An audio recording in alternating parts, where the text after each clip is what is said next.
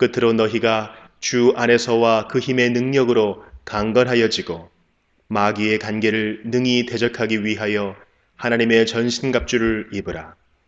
우리의 씨름은 혈과 육을 상대하는 것이 아니요 통치자들과 권세들과 이 어둠의 세상 주관자들과 하늘에 있는 악의 영들을 상대함이라. 그러므로 하나님의 전신갑주를 취하라. 이는 악한 날에 너희가 능히 대적하고 모든 일을 행한 후에 서기 위함이라. 그런즉 서서 진리로 너희 허리띠를 띠고 의의 호심경을 붙이고 평안의 복음이 준비한 것으로 신을 신고 모든 것 위에 믿음의 방패를 가지고 이로써 능히 악한 자의 모든 불화살을 소멸하고 구원의 투구와 성령의 검 곧 하나님의 말씀을 가지라. 모든 기도와 간구를 하되 항상 성령 안에서 기도하고 이를 위하여 깨어 구하기를 항상 힘쓰며 여러 성도를 위하여 구하라.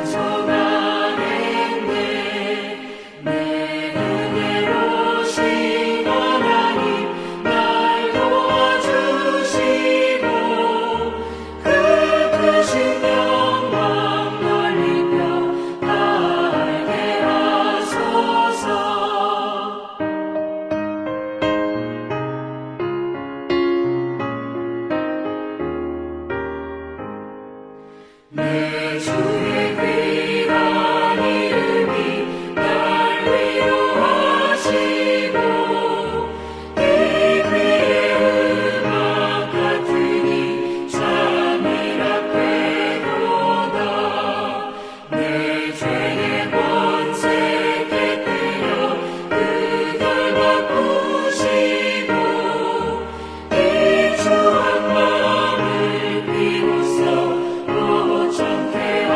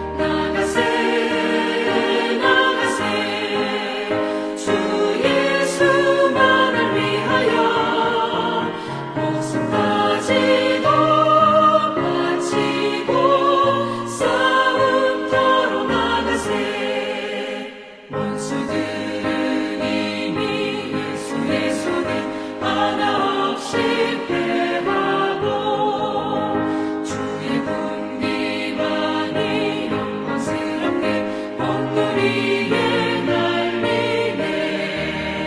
나가세 나가세 주 예수만을 위하여 목숨까지도 바치고 싸움터로 나가세.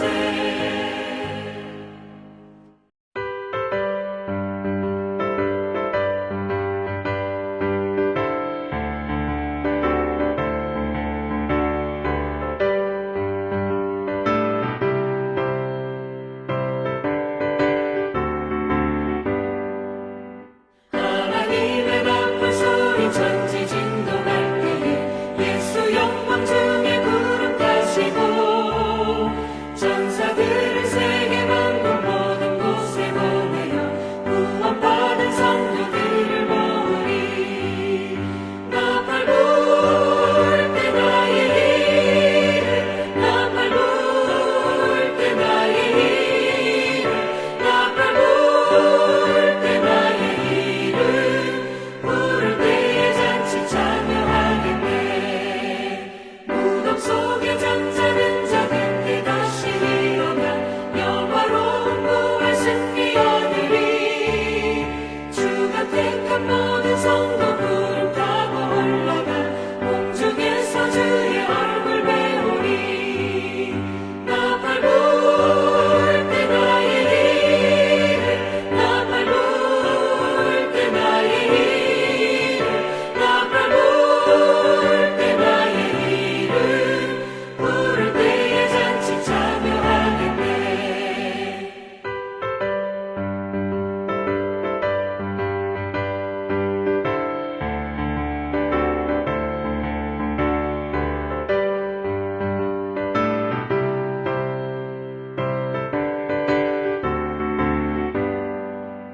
주님 다시 오실 날을 우리 알 수 없으니 항상 기도하고 깨어 있어서 기쁨으로 보좌 앞에 우리 나가서도록 그때까지 참고 기다리겠네.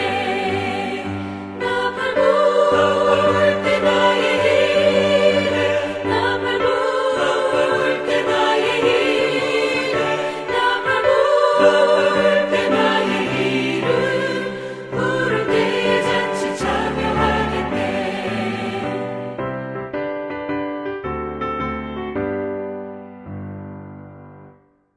오늘은 누가복음 21장 5절부터 보겠습니다. 5절과 6절은 예루살렘 성전 파괴에 대해 말씀을 하십니다. 5절과 6절입니다. 어떤 사람들이 성전을 가리켜 그 아름다운 돌과 헌물로 꾸민 것을 말하매 예수께서 이르시되 너희 보는 이것들이 날이 이르면 돌 하나도 돌 위에 남지 않고 다 무너뜨려지리라.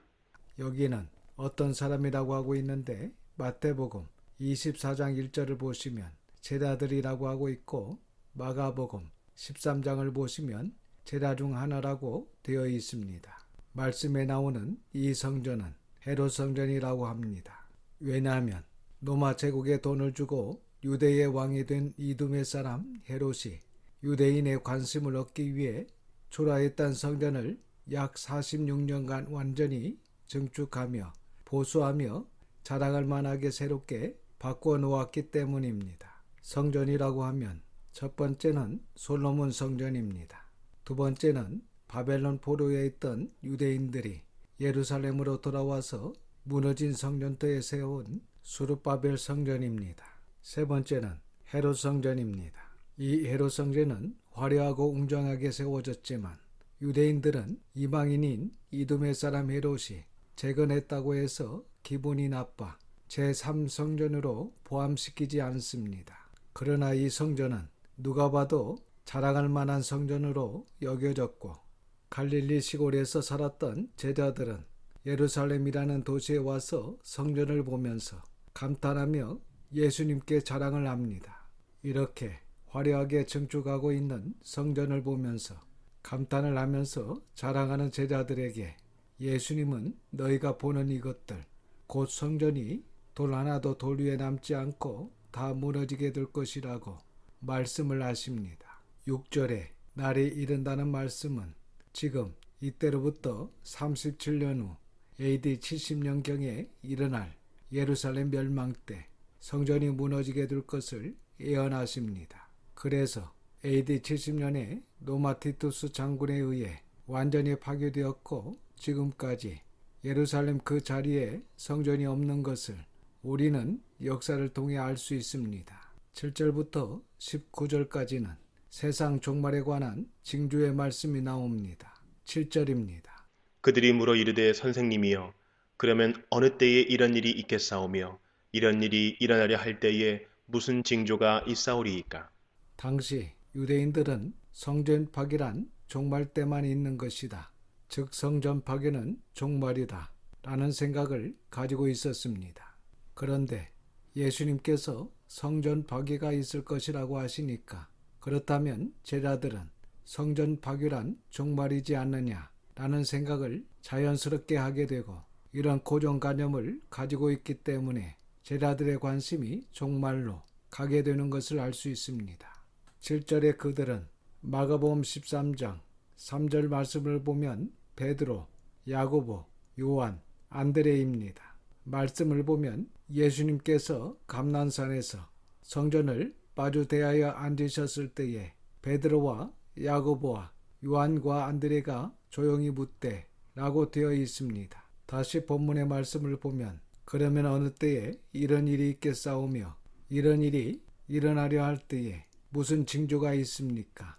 언제 이런 일이 일어나며 이런 일이 일어나는 종말의 징조가 무엇입니까? 라고 묻는 것입니다. 마태복음 24장 3절 말씀에는 세상 끝에는 무슨 징조가 있습니까? 라고 묻고 있습니다. 8절입니다. 이르시되 미혹을 받지 않도록 주의하라. 많은 사람이 내 이름으로 와서 이르되 내가 그라 하며 때가 가까이 왔다 하겠으나 그들을 따르지 말라. 난리와 소요의 소문을 들을 때에 두려워하지 말라. 이 일이 먼저 있어야 하되 끝은 곧 되지 아니하리라. 8절 말씀에 미혹을 받지 않도록 주의하라고 하십니다. 그러므로 어떤 미혹도 받지 않도록 조심해야 합니다. 미혹이라는 헬라어는 플라나오입니다. 이 말은 배회, 속임, 방황, 이탈이라는 뜻을 가지고 있습니다. 악한 영들은 우리가 보고 듣고 하는 모든 것으로 우리를 미혹하고 있습니다. 그런데 특별히 이 말씀은 사람이 미혹하는 것을 말씀하고 있습니다. 그러니까 그 사람만 만나면 방황하게 되는 것입니다. 그 사람만 만나면 길을 잃게 되는 것입니다. 그 사람만 만나면 그곳에 가기만 하면 이탈되고 빗나가게 되는 것입니다. 이렇게 미혹하여 하나님의 저주로 지옥으로 끌고 가고자 하는 것입니다. 그러므로 어느 누구에게나 미혹받지 말아야 하고 누구도 미혹되지 말아야 합니다. 예수님께서 미혹받지 않도록 주의하라고 하시면서 많은 사람이 내 이름, 곧 예수님의 이름으로 와서 내가 예수다 라고 하며 때가 가까이 왔다고 하지만 그들을 따르지 말라고 하십니다. 지금 얼마나 많은 자들이 미혹하고 있습니까? 자신이 예수다, 구원자다, 성령이다, 보혜사다, 하나님이다 라고 하면서 사람들을 유혹하고 있습니까? 그리고 지금 얼마나 많은 목회자들이 나는 선지자다, 나는 사도다 라고 우월성을 가지고 미혹하고 있습니까? 얼마나 많은 목회자들이 자신이 특별한 능력이 있고 하나님께서 특별히 자신에게 뜻을 말씀하셨고 자신이야말로 특별한 하나님의 종이다라고 하는 자들이 얼마나 많이 있습니까? 그러니까 우리가 늘 미혹되지 않도록 조심해야 되는데 거짓 종들을 조심해야 합니다. 그리고 8절 하반절에 때가 가까이 왔다고 하는 것입니다. 예수님 재림 날짜를 정하기도 하고 곧 환란이 시작되고 예수님께서 지금 당장 오실 것 같이 이야기를 합니다.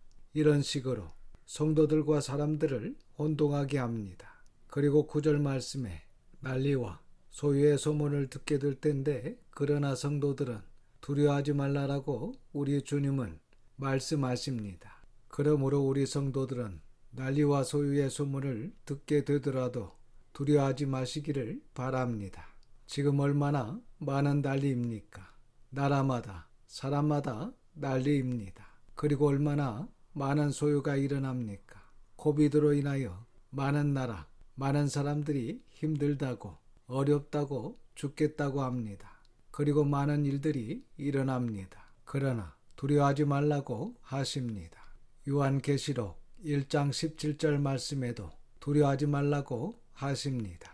이 말씀은 로마에 의해 많은 핍박을 받는 교회들이 어찌할까 염려하고 두려워하고 있을 때에 예수님께서 앞으로 일어날 모든 일들을 자세히 알려주시면서 내가 너희를 데리러 올 것이고 영원한 천국으로 인도할 것이니 어려움이 오고 핍박이 오고 죽음이 온다 할지라도 두려워하지 말라라고 먼저 1장에서 말씀하시고 앞으로 일어날 일들을 알려주시며 22장의 천국의 영광을 바라보며 끝까지 승리할 수 있도록 말씀을 하십니다. 오늘 이 말씀도 앞으로 이런 일들이 있게 되지만 두려워하지 말라고 말씀하십니다.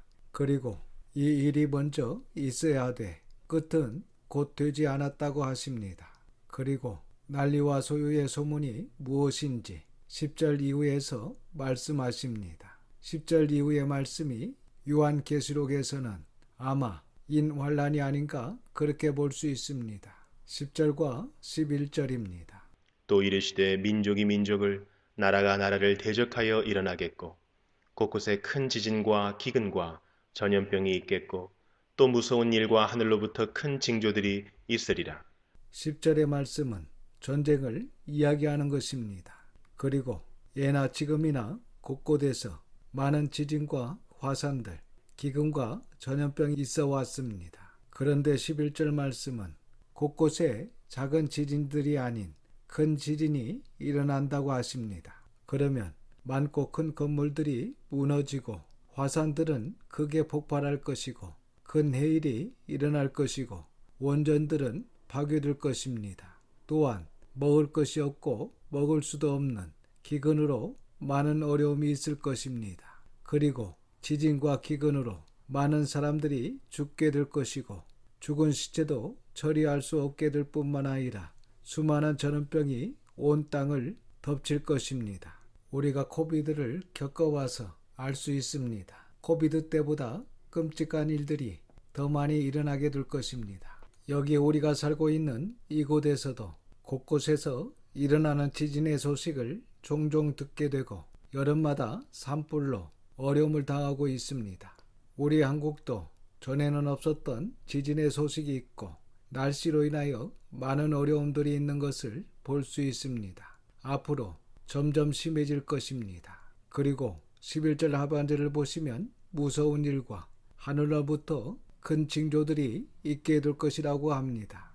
여기 무서운 일은 포레트 나테라는 말로 일반적인 무서운 일이 아닌 전체 이변으로 비롯된 무서운 일입니다. 그리고 하늘로부터 큰 징조들은 별들 사이의 이변들입니다. 그러니까 마지막 때가 되면 하늘에서 예상하지 못한 이상한 일들 그리고 별들 사이에서 예상하지 못하는 이상한 일들이 일어납니다. 이 전체 중에 이변의 대표적인 이변은 6번째 인을 떼실 때에 하늘에서 별들이 무수히 떨어지는 것이라고 볼 수 있습니다. 12절과 13절입니다. 이 모든 일 전에 내 이름으로 말미암아 너희에게 손을 대어 박해하며 회당과 옥에 넘겨주며 임금들과 집권자들 앞에 끌어가려니와 이 일이 도리어 너희에게 증거가 되리라. 12절 말씀에 이 모든 일 전에 예수님의 이름 때문에 핍박을 받게 될 것이고 그리고 13절에 도리어 너희에게 증거가 되리라고 하십니다. 여기 증거라는 말은 헬라어로 마르티데오라는 말로 증언하다, 증인이 되다, 확증하다는 뜻으로 여기서 순교자라는 말이 나왔다고 합니다. 이런 환난을 통해서 참 성도와 거짓 성도가 나누게 되고 이 환난을 인내하며 영생을 이루어가는 이 자체가 참 성도라는 증거가 되고 확증이 된다는 것입니다. 예수님 이름 때문에 성도이기 때문에 받는 핍박으로 참 성도가 나오고 순교자들이 나오게 될 것입니다. 이것으로 참된 성도라는 것이 증거되고 확증되고 증명된다는 것입니다. 우리도 신앙으로 잘 준비되었다가 이런 진리의 길, 참된 길을 가기를 주님의 이름으로 축원합니다. 14절과 15절입니다. 그러므로 너희는 변명할 것을 미리 궁리하지 않도록 명심하라. 내가 너희의 모든 대적이 능히 대항하거나 변박할 수 없는 구변과 지혜를 너희에게 주리라. 성도들이 핍박으로 잡혀가더라도 어떻게 변명할까 궁리하지 않도록 명심하라고 하시면서 우리 주님께서 우리에게 모든 대적이 능히 대항하거나 변방할 수 없는 말과 지혜를 우리에게 주신다고 하십니다. 마가복음 13장 11절에는 사람들이 너희를 끌어다가 넘겨줄 때에 무슨 말을 할까 미리 염려하지 말고 무엇이든지 그때에 너희에게 주시는 그 말을 하라. 말하는 이는 너희가 아니요 성령이신이라고 말씀하고 있습니다. 그러니까 우리는 하나님의 말씀을 매일같이 정직하게 정확하게 읽고 공부하고 들어야 합니다. 그래서 이런 어려움을 만날 때, 환난을 만날 때 하나님께서 우리가 읽고 듣고 공부했던 정확한 하나님의 말씀을 생각나게 하실 것입니다. 또한 하나님께서 우리에게 진리로 하나님께로 응답해 주시고 힘 주실 것입니다. 사도행전 6장 10절 말씀을 보면 스데반 집사님이 지혜와 성령으로 말함을 그들이 능히 당하지 못한다고 말씀하고 있습니다. 그리고 7장에 보면 공회에 잡혀갔을 때 제사장들 그리고 장로들과 백성들에게 정확한 하나님의 말씀을 전한 것을 보게 됩니다. 또한 북한에 억류되었던 선교사님들에게도 이런 일들이 있습니다. 우리도 마찬가지입니다.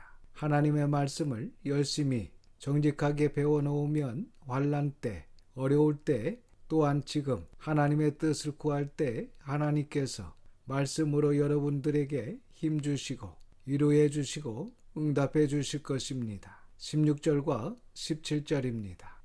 심지어 부모와 형제와 친척과 벗이 너희를 넘겨주어 너희 중에 며칠 죽이게 하겠고 또 너희가 내 이름으로 말미암아 모든 사람에게 미움을 받을 것이나 마지막 때가 되면 사랑이 식어지게 될 것입니다. 심지어는 말씀과 같이 부모와 형제, 친척과 벗이 너희를 넘겨주어 너희 중에 몇을 죽이게 할 것이고 또 너희가 예수님의 이름으로 말미암아 모든 사람에게 미움을 받게 될 것을 말씀하십니다. 18절과 19절입니다. 너희 머리털 하나도 상하지 아니하리라. 너희의 인내로 너희 영혼을 얻으리라. 16절 말씀은 너희 중에 몇은 죽이게 하겠고라는 말씀이 있습니다.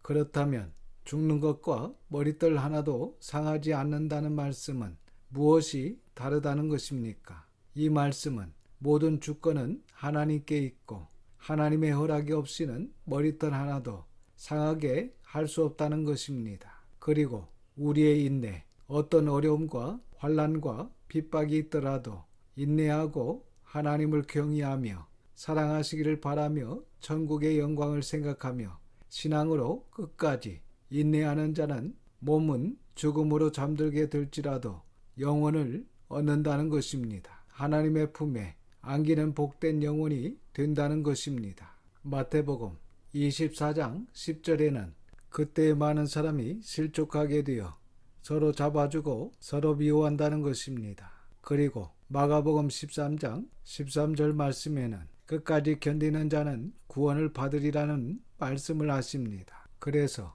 우리 성도들과 믿음의 후손들은 넘어지지 않고 실족하지 않기를 바랍니다. 그리고 끝까지 견디시기를 바랍니다. 그래서 구원 얻기를 주님의 이름으로 축원합니다. 이제 20절부터 24절까지는 예루살렘의 멸망을 예언하고 있습니다. 7절부터 19절까지는 세상 종말에 관한 징조의 말씀을 하시지만 20절부터 24절까지는 예루살렘 멸망에 대해 말씀을 하십니다. 이것을 잘 구분해야 혼동되지 않습니다. 실상이 있고 그림자가 있는 것처럼 환난과 멸망이 한 번만 있는 것이 아니고 여러 번 이루어지는 그러한 예언적 요소가 있듯이 이 부분이 쉽지 않습니다. 그리고 마태, 마가복음에서는 이 부분을 세상 종말 징조와 연관지어서 설명하고 있습니다. 그러니까 마태, 마가는 복을 넓혀서 기록을 하고 있는 것이고, 하지만 누가는 같은 내용이지만 예루살렘 멸망에 초점을 두고 기록하고 있습니다. 그러므로 성경을 잘못 풀다가 어려움이 생길 수 있기 때문에 조심해서 풀어야 합니다. 이 부분에서 누가는 예루살렘의 멸망에 포커스를 두고 설명을 하고 있습니다. 20절과 21절입니다. 너희가 예루살렘이 군대들에게 에워싸이는 것을 보거든 그 멸망에 가까운 줄을 알라. 그때 유대에 있는 자들은 산으로 도망갈 것이며 성내에 있는 자들은 나갈 것이며 촌에 있는 자들은 그리로 들어가지 말지어다. 여기 군대는 로마 군대입니다.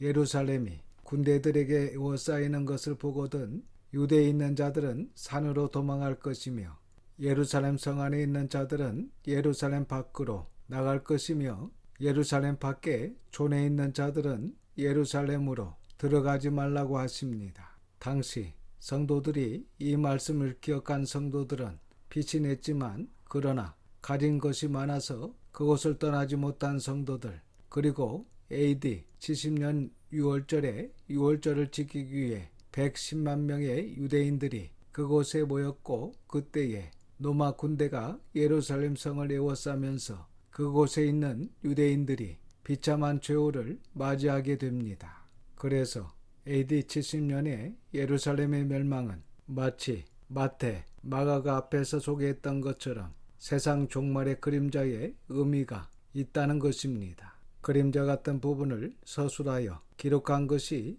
마태, 마가복음이고, 그러한 것을 강조하지 않고 1차 사실만을 가지고 예루살렘의 멸망을 기록한 것이 누가가 기록한 것입니다. 앞으로 세상의 종말이 올 것입니다. 세상의 종말이 올 때에 말씀을 문자대로 믿고 지키는 자들은 피신하여 생명을 건진 성도들처럼 생명을 얻게 될 것입니다. 하지만 설마 하면서 믿지 않고 지키지 않는 자들에게는 멸망과 심판이 있게 될 것입니다. 이 일만 보아도 말씀을 듣고 지키는 자들은 생명의 길이고, 말씀을 듣고 지키지 않으면 사망의 길로 가게 된다는 것을 알 수 있습니다. 22절부터 24절입니다. 이 날들은 기록된 모든 것을 이루는 징벌의 날이니라. 그 날에는 아이벤 자들과 젖먹이는 자들에게 화가 있으리니 이는 땅에 큰 환난과 이 백성에게 진노가 있겠음이로다. 그들이 칼날에 죽임을 당하며 모든 이방에 사로잡혀 가겠고 예루살렘은 이방인의 때가 차기까지 이방인들에게 밟히리라. 이 날들은 말씀에 기록된 모든 것을 이루는 징벌의 날인데, 그 날에는 건강하고 젊은 사람들도 힘들고 고통스러운데 아이를 뵌 여인들, 그리고 아기들은 가장 힘들고 고통스러울 것입니다. 어린 아이들도 노인들도 마찬가지일 것입니다. 24절에 예루살렘 성 안에 있는 자들이 칼날에 죽임을 당하며 이방에 사로잡혀 간다는 것입니다. 그리고 예루살렘은 이방의 때가 차기까지 이방인들에게 밟힌다고 하시는데, 이 말씀은 예루살렘이 이방인들에게 밟히는 것이 끝나면 이방인의 때도 끝난다는 그런 의미입니다. 여러분, 예루살렘이 AD 70년에 예루살렘이 로마라는 이방인들에게 밟히는 신세가 되었습니다. 그러면서 유대인들이 흩어지거나 죽거나 해서 나라 자체가 없어집니다. 그러면서 극적으로 1948년에 이스라엘 나라는 다시 회복되게 되지만, 아직도 여전히 가장 중심지인 성전의 터는 이방인에게 있고 아직도 이스라엘로 회복되지 못하고 있습니다. 아직도 여전히 유대인들의 가장 중요한 성전의 터에 오마르 사원이 세워져 있고 지금까지 이방인들에게 밟히고 있는 것입니다. 그런데 우리 주님께서 오시기 전 이 오마르 사원이 무너지고 제3성전이 세워져야 하는데, 우리 성도들에게는 어떤 소식일까요? 좋은 소식입니까? 나쁜 소식입니까? 이것이 양도논법입니다. 어떤 이야기를 해도 불리하게 되는 그러한 대답입니다. 먼저 하나님의 성전이 세워져 있어야 하는 그 자리에 이슬람 오마르 사원이 세워져 있다는 것은 유대인들과 하나님의 백성들이 보기에 기분 나쁜 것입니다. 그런데 그 자리에 제3성전이 세워지면 이방인의 구원의 때가 끝나버립니다. 그렇기 때문에 어떤 대답을 하더라도 마음이 힘듭니다. 그리고 지금 이슬람 오마르 사원이 무너지고 이스라엘의 제3성전이 세워진다는 것은 상당한 세월이 흘러야 할 것이고 아주 무시무시한 큰 전쟁이 일어날 것이고 이스라엘이 그 성전터를 점령하여 오마르 사원을 무너뜨리고 제3성전을 세워야 하기 때문에 우리가 생각하는 것보다 더 많은 세월이 흘러야 합니다. 그래야 데살로니가 후서 2장 4절의 말씀과 같이 세워진 제3성전에 앉아서 내가 하나님이다 라고 말하는 적그리스도가 일어날 것이고 그 후에 말씀대로 성도들에게 환란이 있게 될 것이고 우리 주님께서 우리를 영접하러 오시고 우리는 휴거하게 됩니다. 그래서 이스라엘의 성전터에 이슬람 오마르 사원이 세워져 있는 것이 기분 나쁜 일이지만 우리 교회들에게는 진리의 빛이 비추어지고 전도할 수 있는 기회이고 아직까지 전도가 되기 때문에 열심히 교회로 인도하고 하나님의 말씀을 배워 하나님의 말씀인 도를 전하는 전도를 할 수 있기를 주님의 이름으로 축원합니다. 25절부터 28절까지는 다시 세상 종말에 관한 말씀입니다. 25절과 26절입니다. 1월 성신에는 징조가 있겠고 땅에서는 민족들이 바다와 파도의 성난 소리로 인하여 혼란한 중에 곤고하리라. 사람들이 세상에 임할 일을 생각하고 무서워하므로 기절하리니 이는 하늘의 권능들이 흔들리겠습니다. 11절에서 말씀했지만 다시 말씀을 하시는데 해, 달, 별들도 인하여 무서운 징조들이 일어날 것이고 땅에서는 민족들이 바다와 파도의 성난 소리로 인하여 혼란 중에 곤고한다는 것입니다. 여기 바다와 파도의 성난 소리는 크게 일어나는 해일 소리를 말씀하는 것입니다. 26절의 말씀은 요한계시록 6장에 나오는 6번째 인으로 하늘에서 별들이 떨어지는 것을 말씀하고 있습니다. 계시록 6장 13절 말씀을 보시면 하늘의 별들이 무화과 나무가 대풍에 흔들려 설익은 열매가 떨어지는 것 같이 수많은 별들이 땅에 떨어진다고 말씀하고 있습니다. 27절과 28절입니다. 그때 사람들이 인자가 구름을 타고 능력과 큰 영광으로 오는 것을 보리라. 이런 일이 되기를 시작하거든 일어나 머리를 들라 너희 속량에 가까웠느니라 하시더라. 그리고 인 환란이 끝나고 나팔 환란이 이어지게 되고 고린도전서 15장 51절과 52절의 말씀 그리고 데살로니가전서 4장 16절과 17절 말씀처럼 마지막 7번째 나팔이 울려 퍼지면 우리 주님께서 공중으로 오시고 주 안에서 죽은 자가 호련히 변화되어 살아나 먼저 휴거되고 살아있는 성도들도 변화하여 휴거되어서 주님을 영접하게 됩니다. 그리고 이것을 모든 사람들이 다 본다는 것입니다. 26절과 27절 사이에 6번째 인환란 이후부터 6번째 나팔 환란이 생략되어 있는 것입니다. 28절 말씀에 이런 일이 되기를 시작하거든 일어나 머리를 들라 너의 속량 이 속량이라는 말씀은 휴거입니다. 휴거가 가까웠다는 것입니다.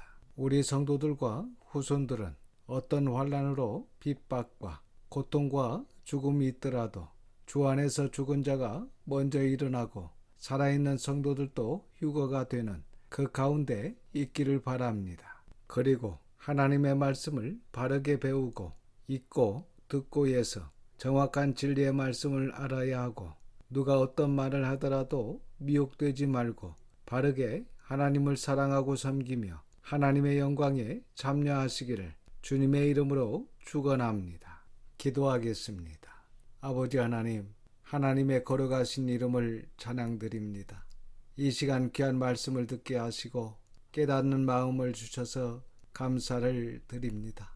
오늘 우리에게 주신 하나님의 말씀을 잘 깨달아 절대로 미혹되지 말고 정신을 차리고 하나님의 말씀을 바르게 알아 환난을 잘 준비하며 후손들에게도 알려 세속에 빠지지 않고 하나님을 경외하며 사랑하는 거룩하고 경건한 하나님의 자녀로 천국의 영광을 보며 살아갈 수 있도록 인도하여 주시옵소서. 또한 앞으로의 우리의 생활도 끝까지 승리할 수 있도록 인도하여 주시옵소서. 모든 은혜에 감사드리오며 우리 구주 예수님의 이름으로 기도드립니다. 아멘. 지금은 우리 구원의 주 예수 그리스도의 은혜와 아버지 하나님의 그 넓으신 사랑하심과 성령님의 감화감동 역사 충만 위로하심이 절대로 미혹되지도 미혹하지도 않고 정확한 하나님의 말씀으로 분별하여 신앙으로 승리하며 살아가는 우리 모든 성도들과 자녀와 가정에 함께 하시기를 예수님의 거룩하신 이름으로 축원하옵나이다. 아멘.